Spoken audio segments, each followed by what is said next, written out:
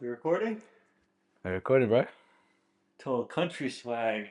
It's not bad, huh? What's up, big man? Yeah, I need to get my Yeah, boots. look at these things. 3 days in Nashville, baby. It's not bad, bro. Turn into a proper hillbilly. Hey, Crazy. just countryman at heart. I, like, I've seen you on Instagram, like ride horses and shit. Are you actually a cowboy? I like to think so. But I mean, did you always ride horses? I I mean, grew up did you going to grow up riding ponies or what? I grew up going to the countryside and Because you're Indian, right? you Are we leaving that out? You're not Indian. Do they But even have horses in where you India? where you from? They don't eat them over Indian, no, exactly, there? exactly. I'm Peruvian. Peruvian. Yeah. All right, but were you born there? No, I was born in New York So why do you tell people you're Peruvian? because I'm Peruvian. Why? What passport you got? American and Peruvian.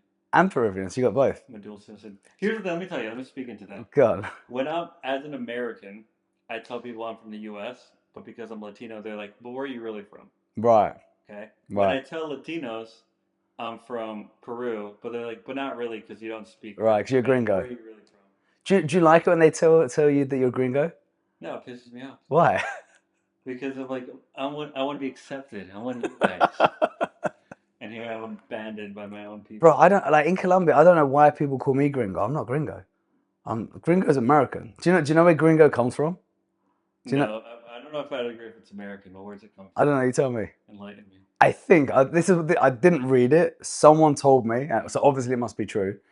So when Mexicans were fighting the Americans, they learned how to say green go because the Americans were like all armored up in their gear and they're dressed up in green. So all the Mexicans learned how to say is green go, green go. Could be true because someone told me, right? So it must be true. It must be true. Except in like the War of Mexico, like they were still wearing like red and white stripes, Right? Easy to spot. marching into battle. Face pain. Cool, good stuff. So listen, today we're going to be talking about sales. We got no plan. We're just going to chat. We're going to chat load of shit, see what comes out. But the reason why we do these videos, the reasons why we do this podcast is because there's so many sales reps coming into the industry, trying to crack 10, 20, 30, 40K, and then just not doing it. They've been sold a dream, and we're just going to go through the good, the bad, and the ugly, and we're going to have a bit of fun as well, right? If you are watching this, I am going to let you know that there may be a bit of swearing. You may be offended, and I don't fucking care. Oh, if we're not offending you, we're not doing our job. Yeah, exactly, exactly. I mean, at the end of the day, this is called roast the closers. So, switch off right now if you get offended. Is that? So should we tell I the think the people? light just got offended. It's flickering on and off. Do you reckon it got offended? It was like, fuck this, I'm a closer, I'm going. That was weird. So you want to tell the people where we are? Sweet. So we're in a place called Nashville. I don't know where in the US Nashville is. I was talking to my mum yesterday. She was like, "So are you in Memphis?" I was like, "Mark, where the fuck is Memphis?" Around the corner. I got no idea where I am, bro. So we're at SalesCon. We came down to Nashville. We just attended 3 days at SalesCon, and it was incredible. But what I liked about it, it was one of these events. It wasn't just closers, was it? It was a lot. I think it was 50-50. I think it was half closers, half businesses. Yeah, founders, a lot of sales managers. Yeah. And it was cool because a lot of founders spoke to closers and got to understand the reason why a lot of closers churn or what they're looking for on offers. And at the same time, it gave the ability for closers to understand businesses and where they're coming from as well. Incredible value. Dean, Sean, Ray was on stage. We had Paddy there as well. Live objection handling, which was fucking hilarious. Joel is a slippery freaking prospect. Oh yeah, you done a role play with me. Don't role play with me because I'll fuck you up. Dude, and I will say, it was with Patty, I think. It was with Paddy. Yeah, Patty held it down on stage. He did. He done a good in front of job. like 300 people. He done a good job. Handling live. Yeah. Very good, very good. Yeah, I didn't give him an easy time, did I? No. I was looking around and I'm like, I'm just gonna be an absolute ass. And then Paddy's like sitting there, super cool, handling it, and I'm looking around and everyone's like, and I'm looking around, I'm like, oh, should I just keep going into him? I gave him a bit of an easy time, I would say. Easy time. But bro, He earned it. I want to talk to you about new closers getting into the industry. Okay. Because there's so many closers out there and they're either watching free shit, they're on YouTube, they're watching content, Instagram, and they're investing into coaches. They come to me as a recruiter to try and land the role, Mm-hmm. and they're terrible, Mm-hmm. right? And I'm sure you've seen that. You know, you get a lot of students or clients reaching out to you to potentially become their coach.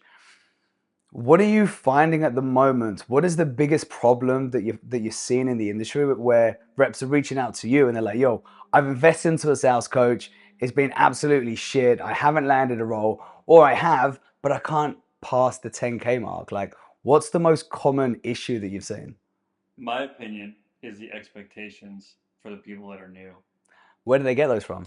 So you have all these content creators that Mm, are positioning high ticket sales as this like new remote opportunity, right? Making it seem like you're going to make all this money mm, in like a vehicle that requires very little work, yeah. right? And so it attracts people that even if they have good intentions, right, they're getting their teeth kicked in their Mm, first 3 to 6 months because they're not showing up with that same like level of standard of work ethic. They also, because they pay for placement, they don't feel like they need to go above and beyond in the interviewing process or the application process. So if you want to make any real money in this industry, you need to hold yourself to a high standard. But that standard for those newbies is down here because of the expectations that's being sold to them. I just want to touch base. You said they're paying for placement. Can you believe that? What's that? Can you believe that? Really? How? Why? Who's doing That's that? what I said. So that's like a market.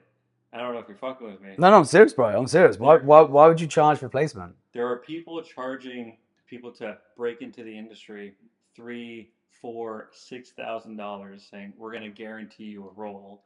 They're going to give them very basic training, Wow. and they're connecting them with either founders that their shit is all fucked up that shouldn't be bringing on a sales rep, Wow. or they're just putting them into job boards where they're not giving the proper training to actually land a role, and that's where a lot of people are getting burnt. Wow. So what happens if they guarantee and they can't land a role? What? Any ideas? I mean, they say either one, we keep working with you until you do. Ah, That BS one, right. or Or they quit. They or give they up. quit because the whole refund thing is like, well, you didn't apply to 200 Mm, offers in the last 7 days, so you don't qualify for a refund. damn. Yeah. That's crazy, bro. Because, like, man, at the moment, we're getting about 45 to 60 applications a day, which is not bad. It could be more, but let's say from 60, we reject 97%. And imagine this, right? So we reject 97%, 3% actually get the interview, and 20% land the role. So that's like less than 1% of anyone that applies actually lands. Because I'll tell you, I've just hired a COO and he's not allowing me to get too involved with the team at the moment, which is quite scary because we've got this incredible team. We've got nine people now working in the recruitment. And I don't know if it's because it's not that I don't trust the team. I think I get a lot of enjoyment out of looking at intro videos because they're so shit. Like it's entertainment. And sometimes like I get sidetracked. I'm like, yo, I'm just gonna watch all these intro videos for entertainment. And I forget to work a little bit. It's like doom scrolling. Like you're doom scrolling, you see all these fucking idiots. You're like, oh, that's entertaining. Hmm. That's how I feel with intro videos. There's a reason I refer business to you for recruiting. So I've done some recruiting deals. People Yeah, reach out, hey, I need a closer. yeah. After like my third deal of going to like 50 garbage Loom videos, I was like, I can't do this anymore. I was No, like, man, Joel will do this. it's over. Because exactly what you said, it's like, and some people like, don't even have common sense. Mm. What's the worst Loom video you've ever seen? So, someone sent a DM and he was like, bro, he said, like, I've been following your content. I've heard so many good things about you and your recruitment agency. I'm a savage. How do I apply? I said, bro, do me a favor. Send me an intro video. And if it's any good, I'll try and get you an interview. Just let me know what you want to sell. Bro, so this guy, literally, right? He's got his phone and he's recording. Yo, what's good? It's your boy here. I'm going to be your next best closer. Just don't worry about this video. Get on a call with me and I'll role play with you. And like, first of all, I've looked at the video. Not only is it like vertical, the guy's not wearing a fucking t-shirt, Oh, no. right? And I watched like a couple of seconds and I'm like, who the fuck does this guy think he is? So then I actually sent him a message. I was like, bro, be real with me. Why the fuck did you send me that video? And it was, oh man, he said, you know, like I got super excited. I jumped in the shower and all I was thinking about is like the video, jumped out of the shower before I even put a top on. I started recording. Do you not like it? Fucking hell, come on, seriously. But do you know what it is? I see so many bad videos. I don't think that it's their fault because no one has actually told them what to do. So I can be here and I can roast them and I have fun with it. But if we go a few layers deep, they're only doing it because they don't know any different. They don't know. Yeah. Their coaches aren't teaching them. This is what happened the other day. A very famous coach had a student and he sent me over the student and he said, this is an incredible student. I know you're looking for a closer for X role. Here's perfect. Here's his intro video. I look at the intro video and I'm like, seriously? And I didn't reply. About half an hour later, the student sent me a personal message and he said, hey, I just spoke to X coach. I won't say his name. He told me to send this intro video. It's the best intro video. He showed me exactly what to say, what to do. Hope you enjoy it. I've looked at it. The guy looked like a broccoli, right? You know these like little perms that these young kids have these days, right? Like this perm here, shaved on the side. He's wearing a hoodie. He's in his like mum's bedroom, like pink background. It was fucking horrible. No. I just replied saying, bro, are you fucking serious? And he's like, what do you mean? Did you not like it? I said, let me speak to your coach, right? So I reached out to the coach and I said, brother, unfortunately, I have to reject the intro video and I didn't watch it because it was terrible. He said that you taught him how to record an intro video. His reply was, bro, come on, like, don't talk to me like that. Like, I've never had to do a professional video and look where I am. I'm like, we live in a trust recession, bro. Like, just because it works for you once upon a time. How many? Yeah, exactly. How Right? long ago, right? You need to lead by example. He's like, oh, yeah. Well, if you don't like it, I'll send him to someone else. Why are you getting angry, bro? Like, I'm a recruiter. We've placed over 3,000 closers. Yeah. And I'm trying to give you some feedback and some advice. Is this how you teach your students when there's an objection or a concern or a client's jumping on a call? It's crazy, bro. Like some of these coaches have no idea what they're doing. There's a lot of ego. It hurts. Yeah. Because I want to help everyone, right? I want to help all these people, but coaches are teaching their students what worked for them, but doesn't particularly mean it's going to work for them. So I can speak into something we've done a little bit different because my first batch of one-on-one students did really well. Mm. And it's because I was one-on-one with them every week. So I was like, how do I replicate this, right? And so maybe I'm giving sauce to my competitors when we're around to help everyone out. After about 30 clients, I ran the transcriptions of all our one-on-one calls through Claude and Manus to find what were the common trends in terms of the breakthroughs and the high leverage learning lessons they had from me and how did they apply it. And so when I had all that data, I could find the exact learning moments and I'm like, okay, this didn't just work for me. This is how all my students made it work for them. Beautiful. How do I now take all this and upgrade my curriculum, not just in what I see, what I think is best, but actually what the data is telling me in terms of the integration. And our new curriculum is fucking dialed because of that. Because I'm in the school of thought, same thing. Like what worked for me on one offer with my tonality, with my way of communication, especially because I work with a lot of women. Like, is it going to work for you? Like, I can slap people around, no problem. But a lot of women aren't going to do that. So it's like figuring out how it's going to work for them. And I don't know if it's an age thing because there are a lot of like younger closers that are like, well, this worked for me, so you need to follow it to the T. Yeah. Right. But then there's different niches, different industries, different avatars that you're working with that you need to understand like how to be flexible with. I totally agree. What's your thoughts on if a closer comes to you and really wants to sell, doesn't have to be you, to a sales coach, right? But really wants to sell B2B, right? Really wants to sell 50K plus offer. And the coach that they've approached has never sold that offer, has never sold that level of ticket, and has always sold smaller ticket prices, B2C, and doesn't have that experience. As a as a coach, would you advise that person to not join the program if you've never had that experience? Or do you think a coach that has experience can teach anyone anything in any industry? I think there's how you set the expectation. Okay. So there's two things. One thing I learned from you is your power partners, Mm-hmm. right? Like if I'm not the best coach for you, Mm. I'm damn well going to refer you to someone Yeah. that I trust. And two, the expectations, because I have plenty of students that they've come to me and I haven't sold something as niche as that. And I'll tell them I haven't sold that. I've sold something similar. I can teach you the fundamentals, Mm. the foundation, and the psychology behind questions, and we can workshop how to apply it, but we might not get it on the first time. If you're open to that, ride with me. If not, I'll refer you to someone else. You just mentioned power partners. Yes, sir. For everyone that's listening, what is a power partner?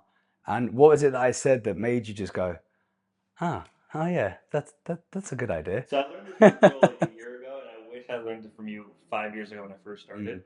It's like having, so my students bust my balls about saying Rolodex because they're like, oh yeah, sales dad over here. Having like a trusted list of people that you can refer out on sales that you can't make, but are having, but prospects are having those conversations with you anyway, right? So I'll give you a quick example. Over the last 2 weeks, I've had Spanish closers reach out to me. Mm-hmm. I've never really sold in Spanish. So I told them exactly that. I haven't sold. I can teach you the fundamentals. Mm. But if you want to work with someone who is actively selling, I have someone I can refer you to. Yeah. And I've referred 3 people over to him. He's enrolled all of them. And so that's an example of a power partner. It's like, who are these people that you trust that you can hand off business to that would otherwise been a lost sale?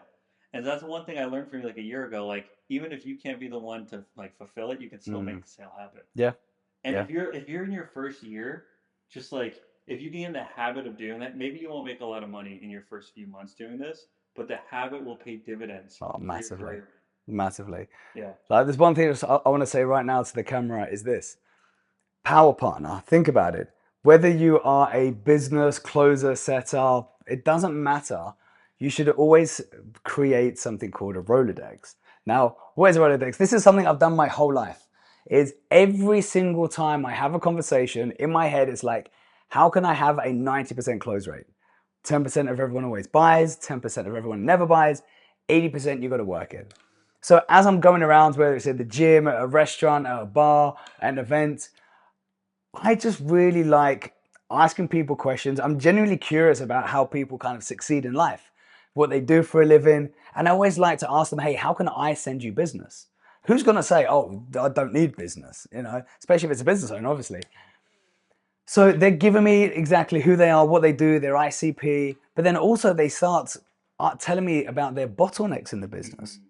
So even if it's not a business, maybe it's someone that's out in a beach club, and I've met them in the beach club, and they're looking for a yacht party, or they're looking to rent a luxury car.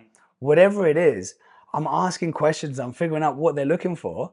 And because I'm really good at asking these questions, at the end of the day, I go home and I write down everyone that I met, who they are, what they do for a living, how they help people, what their product is, what their bottlenecks are. So all of a sudden, I can go through that list every day as I'm adding more, and I can see this person has bottleneck A, or I can introduce them to this person who has the solution. Hey, the person that has the solution, do you still pay out referral fees? Yeah, I got a client for you. Bam, you do the intro.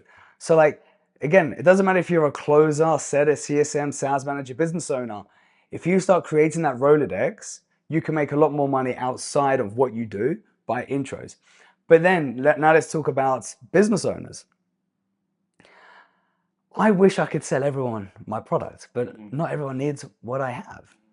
So rather than turning them away, first of all, how I can partner up with someone that I can send them over. But even better, how can I find those people without looking for them? And this is where the power partner comes in. And it works like this. Who is my ideal client? So I'll write down who my ideal client is. Okay. Who does my ideal client work with? It could be a coach, it could be a lawyer, whatever it is. Okay. How can I contact these coaches and lawyers to ask them, hey, if there's more sales that come in from this business, Do you make more money? Yes. Okay. Well, how about if we partner up? You refer your clients to me, I get them good reps, the reps sell, and everyone makes more money. I don't have to run any ads, and it's all referrals. Mm-hmm. And people just forget that the power partnership is huge. Sure. And there's companies out there like there's a guy called Sebastian. He has something called Dream Team 100. I think it's like 25 or 35 grand a year, Oh yeah, yeah. right? I And do know who it is. they Yeah. just meet up like once a week and they do referral parties. And no one runs any ads, and everyone's just like helping each other. The whole industry, Yeah. the whole group is just helping each other grow and succeed. Yeah. That's what needs to happen more is collaboration. Yeah. There's like, I mean, you're not from the U.S., I'm but passionate about it. Sorry, bro. Power partners. in the U.S., there's like BNL. It's like business networking, BNI. BNI, and it's such like it's so overlooked, but it's Yeah. like exactly what you're describing. Yeah. You could like when I first started my coaching, I was just doing exactly what you said. I was Mm, like finding people that were in front of my avatar. mm, Like, yeah, what can I offer your community yeah. so you can become more valuable, but it Hmm. can just give you a little exposure. So simple. So simple. My dad was part of BNI for years. Was he? Oh, bro, it's fucking Is hardcore. that like a worldwide thing? Worldwide. Oh, Yeah, it's the largest networking group in the world. ah, It's huge. I think he's been part of it for like 20 odd years. And whenever I'm visiting in the UK, he's like, "Oh, Joe, I need to bring a guest. Do you want to come in?" It's the fucking most boring thing I've ever done in my life. No, please, Dad, no, I'm not doing it. It's like, "Oh, come on, it's good." The whole way it's organized is horrendous, bro. It's like everyone has to stand up, do a yes. 30-second pitch, and then you have to share your wins, and then you have, I received this much business, I gave this much. It's horrible. It is pretty, yeah. I've gone once, if I remember. Man, it's horrible. But I did learn from it. I Mhm. did learn about relationship building, about referrals. So, in terms of referrals, how are you getting how are you getting your students at the moment? Is it all through content or is it all through referrals? And if it is referrals, what's the percentage? Yeah, we're probably so we have three main income sources. We have organic, we have our paid traffic, and we have referrals. The Okay. first 6 months of my business was actually referral only. Wow. Yeah, First 6 months. like first 6 months. That's Yeah. crazy. Then I feel like I Nice. capped out Yeah. that for the size that we were. Okay. So now maybe referrals is still 20% because Nice. organic and ads have kind of grown. Mm-hmm. The way I get my referrals is, you guys ready for this? This is $1 million advice. You just fucking ask. It's hard, huh? It's It's hard. people, yeah, I think people get really far in their own way with asking because it feels like taking. So part of it is like timing. When a Mm-hmm. student has a good win, like a big win, like celebrate them. Mm-hmm. Like who else can we help? Mm-hmm. Then every once in a while, I'll do like some incentives for referrals as well. Yep. So those are the two things that we do. But I think it's like one of my big uh, goals, I guess, or values is like I'm a firm believer referrals are they measure how healthy your business is, Mm-hmm. right? And so that's always a metric I've always wanted to improve. Like if I can keep improving my referrals or getting more referrals, it means my delivery is good. Mm. Yeah. And so you do good work, you take care of your people, and something I learned, Patrick Delang, Yeah. like just small check-ins, like taking Mm. 10 seconds to check in with your clients manually, Yeah. not having an automation do it, Mm. like that is what has been very successful for us with Mm. referrals. Caring and Yeah. asking. That's true. What a concept. Something that I liked what Andrew Cruzy did regarding like every time he signed up a new client, Yeah. like do a poster, post it on Facebook. Hey, let's welcome our new member. That was one of the reasons why I signed up because I saw some really, really cool, interesting people that I've been following for a while sign up and he's just blasted it all over social media. And I'm like, yo, I'd love to be in a group with those guys. Mm. So stuff like that works really well because then what they do, then they share it on their own social media, their posts, their stories, and like more people see that they've joined your community. Yeah. I like that. Yeah. Should we do it? Let's do it. Let's do it. One thing I'm saying it out loud, but I'm not doing it. I think I should. was that my camera? My camera died. One thing that I'm starting to do Yeah. is when people join my community, we have them introduce themselves, right, in my WhatsApp community, which is very active. Mm. But one thing we're starting to do is like, who is the first person we should connect them with in the community so they feel immediately plugged in. That's cool. And so we had a student join a couple days ago. He sells more B2B. So as soon as you join, I'm like, hey man, you need to meet this person who Nice. also sells B2B, That's cool. sells their own offer. You guys should set up like a role play in the next like 24, 48 hours. And it's just like creating more of that stickiness Yeah, and accountability. and accountability. That's really good. I like that. Do you ever get any students that rock up and you jump on and they're just terrible? Do you take their money? Like if Do you take their money? if they're like If they they're want to terrible? work with it, Yeah, they're bad. yeah. Like if you look at them and you're like, I know you're never gonna be successful because just listen to you, right? You got no chance. No, I refer to my competitors. If Man. have them work magic with you. No, but jokes aside, like, would you take someone on where you feel like it's going to be a huge challenge because they're no good, right? What do you do with those types of people? I have to tell them. Do you throw them in the bin?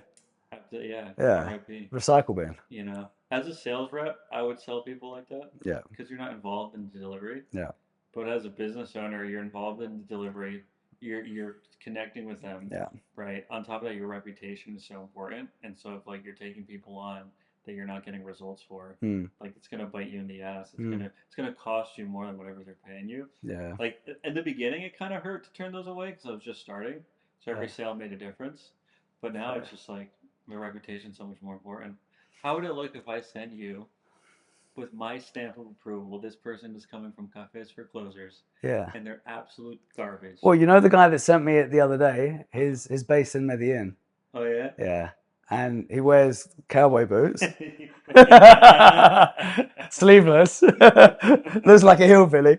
No, well, yeah, but no, his English. That's all I'm gonna say. That's it. No, listen, you guys can guess. It's fine, but we'll leave it there. Let's talk about some funny shit. Yeah. What do you got?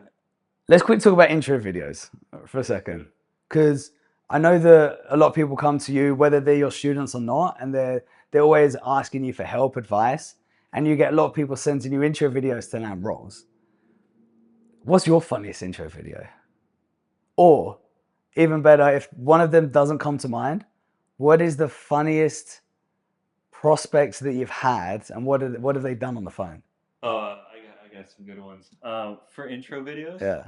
it wasn't that funny. It was kind of cringy. Okay. And this guy had named. He's been in part of like 3 coaching programs, and he comes on his Loom video, and I open it, and it's like into the dark, and he has red glasses on, and there's like candles in the background, and he has like a black hoodie. It's not on, but it's on, and he has like this deep raspy voice, and he's like, "I think I'd be a great closer because of blah blah blah blah." I'm like, dude, how did you record this with a straight face and send it through? That was one of them. The second one, I don't know if I sent you a screenshot of this, and like my man, I know I'm dressed sleeveless right now. It's represented. Look, it's our merch. That's why. This guy had a mohawk, like gelled, with his like collared shirt on or whatever, and he's like super high energy. I was like, fuck. And it was like a B2B style role, like selling to business owners. I was like, do you think Did he have his face painted as a you clown? think I'm gonna put this in front of the clients that people pay for to be on your calendar? Those are probably the 2 worst. Bro. Yeah. It's a joke. It's a joke. I'll tell you what, it's funny because I was talking to Adam the other day.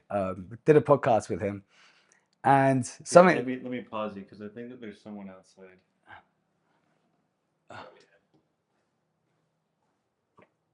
No.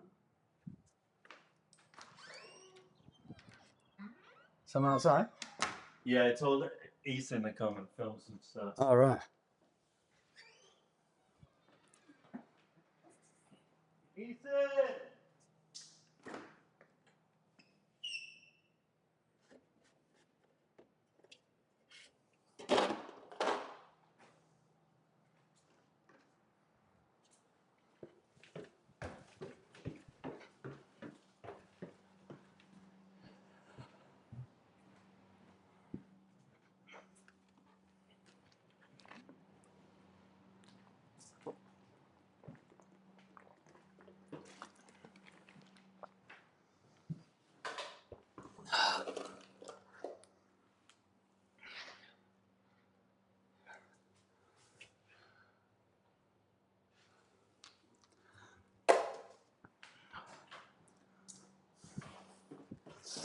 Oh,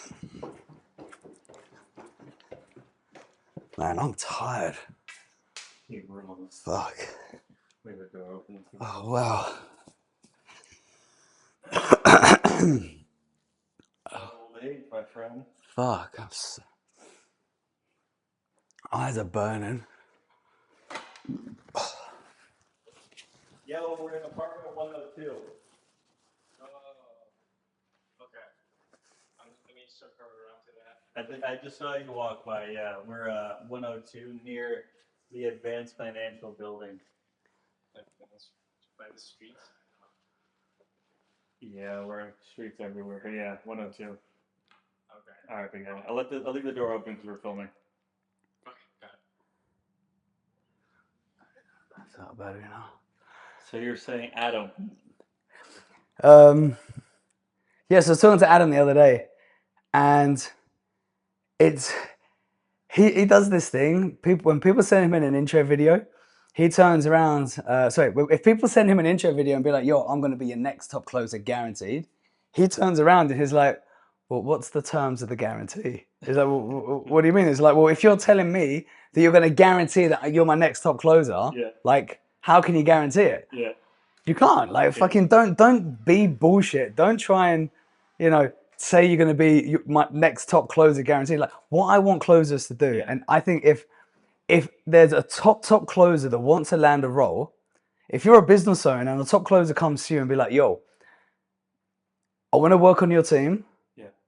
How much deposit do you want me to pay you right now to get onto your team?" Yep. Right? To prove it that I'm confident in what I do. Yep. If someone comes up to me and I'm a business owner, I'll be like, "You got big balls. Yep. Don't worry, you've got the job." Yep. Right? Exactly. But play it. Yeah. Put your money where your mouth is. But they don't. What are your thoughts when people are like aggressively confident like that? They're fucking idiots. They're retards. Can I say that word? You can now. Yeah. There's no rules, man. Oh god. Well, I don't live in the UK or US, so I think we're bringing it back. Bringing it back. But the amount of people that said it today in SalesCon, like on stage, what was it? Anti-retard proof, and yeah. So I mean, the ladies in my community are saying it, so I think yeah. Okay. All right. Fine. Yeah. Talking about ladies, right? It's really interesting, and it's been incredible to watch your journey. So you started off coaching quite a broad range of individuals, Mm-hmm. and then like out of nowhere, you're now just coaching females. Yeah. 90%. How did that happen? Yeah. Is it the good looks, right? The cowboy boots. It's the boots. It's the. It's the It's the hillbilly look. Where's the tats? I actually don't have a single tattoo. No, same. Maybe that's it. Maybe because you don't have a tattoo. Ah. You know, outside of my dashingly incredible, handsome, good looks, it was the universe was put on my lap. Yeah. All right. So stop speaking bullshit. Like, how did it actually happen? Yeah. One day I'm sitting there and I just had a load of women sit on my lap and it just happened. I was sitting there in Medellin in my cowboy boots, and then a woman just fell on my lap and went, "Hey, can you be my sales coach?" I'm doing this full time. I had one student started this trend. What was her name? Her name was Katie Hyatt. Okay. She found me on TikTok. Oh, TikTok. Yeah. Was it a dancing video? You know, in your cowboy boots, and that's it, just your cowboy boots. Why I got the high ticket sales. So it was one student, and she found me on my my content was just raw, organic, nothing polished. Well, this is what I learned today about sales. Okay. DMs me. I was like, "Is this for real?" I was like, "Follow me on Instagram." We're talking. She's like, "Yeah, I'm looking for coaching. I'm in so and so female influencers program, but I feel like I need real training." I was like, "Yeah, fuck it, let's talk." She enrolls. Within a month, like this woman's confidence has gone through the roof. She's selling real estate agents. You know how that is. Tough, yeah. Right. Then the second month, she referred 5 friends, and I enrolled all of them. Wow. Did you pay her out? I paid her really well. If he didn't, get your commission. Katie got paid out real well that month. Yeah. But that month, because of that, I was like, "There's something here." So I stopped what else I was doing. I started putting more content out there. And the third month after that, we had like a full community. Wow. Of women. And started, I don't really. And it was accidental. Yeah. Really? They resonate with my. I think what it is. Do you reckon if Shelby Sapp had a moustache, She'd be even more successful. Probably. Yeah. She'd really stand out. Yeah, She'd definitely. go viral. Yeah, I couldn't tell you why. I think it's my sales style. Right. It's a little bit more like calm. Mm. And there's female closers for women, right? And there's male closers that kind of are repulsive to women Yeah. because they're douchey and Correct. growing and like renting into sports cars. Yeah. And it's me riding horses in Colombia saying, I love my family. I take Yeah. care of my parents. Yeah. You know, do you want to learn from me? Fair enough. And here we are. Interesting. Do you feel that there's a different way you need to teach now that there's Yes. more females? Yeah. What is the difference? With women, you have to push them. With men, you have to pull them back. When you say push, you mean physically push? Like, yeah, like push them off a cliff, Okay. you know, into like a body of water so Right. they swim. Okay. And if they don't, it's too They late. get a refund. If they don't drown. So pushing in the sense that you like they have to like a lot of women in sales like when they're starting off like they don't they know what to say Mm. because women are much more emotionally intelligent Yeah. than you and I, Yeah. right? They know what to say, but they hold themselves back from Mm. saying it. Why do So you think that is? people pleaser, you Mm. know, maybe they've just grown in an environment where they had to like hold their tongue. Like, Yeah. yeah, you never know. Yeah. Right? But women, I think, are a lot stronger than men.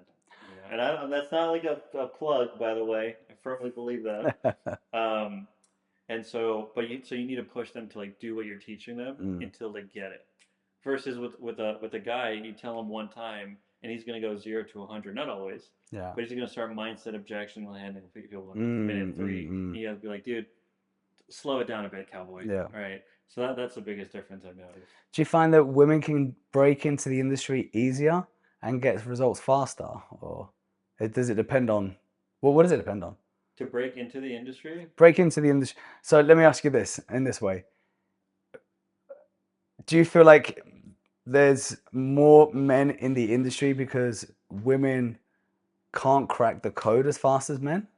Or do you think women aren't in the industry because they don't know about it as much as men? I think sales is a male dominated industry because it's high risk. Mm. It's unstable, Mm. right? Women, for the most part, value stability, right? So when you say this is a commission only role where you're only going to get paid on what you hunt, right? It's not as appealing. Mm. So I think that's why sales is more male dominated. But to your question, if a woman wants to break in, because they're a smaller percentage, they're going to stand out. You one lady on a group interview with 6 dudes, if she can hold her own, Yeah. even if she's new, she's going to stand out. Man, so at the moment we have, I think it's about 22 clients that we're placing for at the moment. Out of the 22, 18 of them want female coaches, female closers. Oh yeah. They want female closers because they're like, if you can find me a female closer that can hold themselves and handle our ideal avatar, they're going to make a lot more money than men, right? Can you find them? I'm like, like as soon as I find an incredible female closer, I can get hired like that. Like you've sent me female closers, bam, get hired straight away. Yeah. So how do people find you? Are you still riding horses on TikTok or? I ride horses and I put my business cards on people's houses. That's how I grew our business in Colombia. You done what? you done some flyering on your horse. On my horse. Oh dear, good old Cards, time. you know. Mad. Social media, Instagram, Andres_PiffPoppy, which is kind of a joke now because I came up with that name because when I was closing on one offer, like, oh, he's a Piff Poppy, and I thought it was hot shit. And with all my sales students, they all call me Sales Dad, and I'm like, fuck, dude, I'm not that old. Sales Dad. All the women. All the women call you Daddy. No, not Daddy. Cut that. It's a nice innocent thing, Joel. Sales Daddy. Stop saying that. Oh, sorry. No. What was it? Sales Dad. What's the difference? What do you think is the difference? What's the difference? I don't know, bro. Like I'm not American. Like this whole daddy thing. Like, what's the difference? Why don't you tell your girlfriend that? You tell me what her response is. Sales Dad versus Sales Daddy. Yeah, ask her to call you Daddy. See what her thoughts are. She doesn't call me Daddy. Exactly. Why not? Because she respects me. There you go. Just handle the objection. There you go. Objection handled myself. And that's why he's good at what he does. So, That's funny. Instagram, you can follow me there. We have a free school community. Facebook, I'm not that active. Sure. And we'll be jamming in your community as well. We'll be training. Yeah, yeah, it's going to be interesting, man. It's going to be interesting. Creating this whole community where we can just find people faster and get them placed. Mm-hmm. Like, it's crazy, man. We got 27,000 closers on our database. Yet we have, I would say, well, it depends on the month, but last month was about 86% of all our recruits came from headhunting. Not even closers in our database, it was headhunting. All the best closers make themselves known. Mm-hmm. You know, they're posting their wins, they're posting on Facebook, they're posting reels, they're posting stories. That's how we find. Like, Yeah. it's a lot harder for us. And again, if you're listening and you're a closer and you want to get headhunted, how can I find you if you're nowhere to be seen? Like, yes, we also do go and we speak to closers. Hey, who's the top closer on your offer? Yeah. But make yourself aware. Do you teach any of that in your community? Yeah. Okay. Why is it important? Well, like you just said, you have to get your name out there, right? You know, one thing that corporate taught me, which I'm really grateful for, is how above and beyond you have to go to find good work. Mm-hmm. Right? Mm-hmm. Like when my first corporate job, dude, I went through 9 interviews. Yeah. I had to like find everyone on LinkedIn, send a message. I had to have a polished resume, a polished cover letter. Yeah. I can guarantee you 50% of closers don't know what a cover letter is. Nope. Right? No. And on top of that, I had to get a letter of recommendation. Yeah. Just to get a fucking interview. Mm. Right? And then you compare that to the shitty Loom videos we're talking about, right? So now in our industry, like you don't necessarily need a cover letter, but that's what your personal brand is. Yeah. It is your resume. It is your cover letter.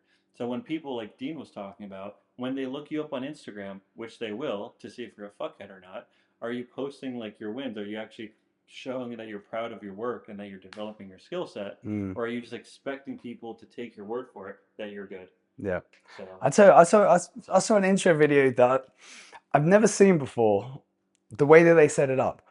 Into like intro videos are your pre-interview video. yeah. And the videos I really hate is when someone has like a very tiny box in the corner and they're screen sharing their, you know, what they've sold in the past, like testimonials, bank statements, and they're just going through that and they're just reading from a CV and it's so scripted, it's so boring. And then they're in the corner, tiny. I can't see their video quality. I can't see what they look like. It's horrible. Yeah. And they're instant rejected. But someone done it very differently, which is really cool. So what they did on Loom, they did a really nice professional video, good sound, good background, they looked good, everything was great. And at the top corner of the Loom, it had a link. It said, click this link to see my case studies. Yeah. Clicked on the link and then it was just like folders of like screenshots of proof, testimonials, videos of like other business owners that it's sold for giving testimonials. I've never seen that. That was incredible. Yeah. So if anyone's thinking of, you know, doing a really good intro video, do that. Don't forget that what you see now, right? What happens is a business owner or hiring manager is going to watch the intro video and before pressing play, they want to see what you look like. Mm-hmm. They want to see, do I want this person to represent me, my brand, my company? Do I want this person to speak to my prospects, my clients? Yeah. You know, are they going to value you? Are they going to look at you as an authority? Yeah. Before even clicking and listening to you. So if you look like shit, if your background's bad, video quality, just they're not even going to look at it. So start with that, please, please.